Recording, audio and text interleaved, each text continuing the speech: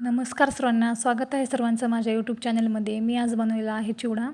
हे बघा, कढईमध्ये तेल घेतले, तेलामध्ये शेंगदाणे टाकून घेतलेत. शेंगदाणे असे तेलामध्ये छान तळून घ्यायचे.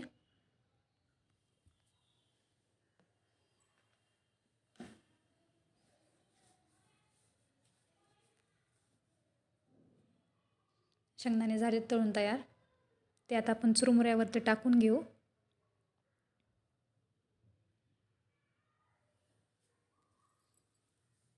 त्यानंतर मी खोबरं टाकले. खोबऱ्याचे असे बारीक बारीक काप करून घेतलेत पातळ, आणि ते खोबरं तेलामध्ये लाल होईपर्यंत परतायचं.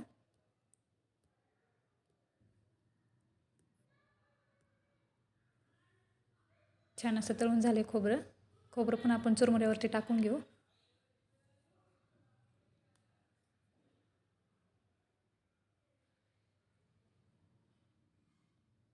आता आपण तेलामध्ये थोडेसे मका पोहे टाकू. मका पोहे पण छान असे तेलामध्ये तळून घ्यायचे.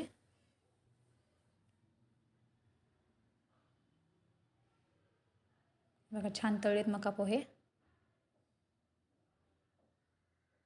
ते पण चुरमुऱ्यावरती टाकून घेऊ आपण मका पोहे.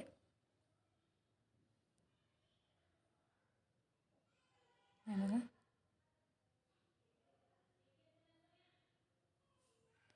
आता आपण कढईमध्ये थोडेसे डाळवं टाकू. डाळवं पण तेलामध्ये छान असं तळून घेऊ.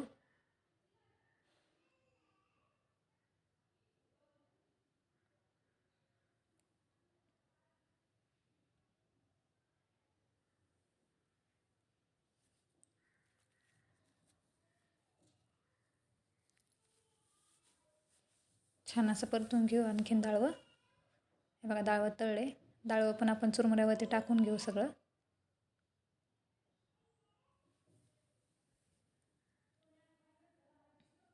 टाकून घेऊ चुरमुऱ्यावरती डाळवं.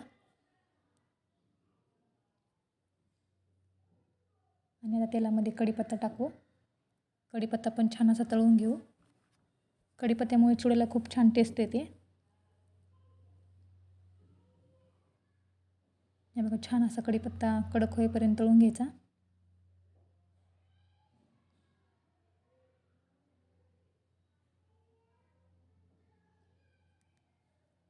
छान तळलाय कढीपत्ता पण टाकून घेतलाय. आता उरलेल्या तेलामध्ये आपण थोडासा लसूण ठेचून टाकू.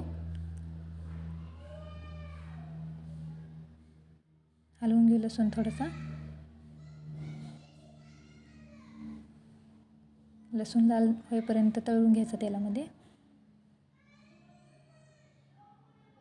हे बघा, छान झालं आहे. पण ते चुरमुऱ्यावरती काढून घ्यायचा. आता आपण तेलामध्ये हळद टाकू 2 चमचे. आणि 1 चमचा लाल तिखट टाकून घेऊ. हे पण आपण सगळं चुरमुऱ्यावरती टाकून घेऊ आणि व्यवस्थित हलवून घेऊ. चिवडा झाला आहे. व्हिडिओ कसा वाटला नक्की कमेंट करून सांगा. लाईक करा, शेअर करा, सबस्क्राईब करा. हे बघा, पूर्ण हलवून घ्यायचं असं चुरमुऱ्याला. ते तेल आणि हळद पूर्ण लागली पाहिजे. लाल तिखट. थोडासा चिवडा थंड झाला की त्यामध्ये आपण वरनं मीठ टाकून घ्यायचं. हे बघा, थंड झाला आहे थोडासा चिवडा. मीठ टाकायचं आणि हाताने हलवून घ्यायचा पूर्ण चिवडा. धन्यवाद.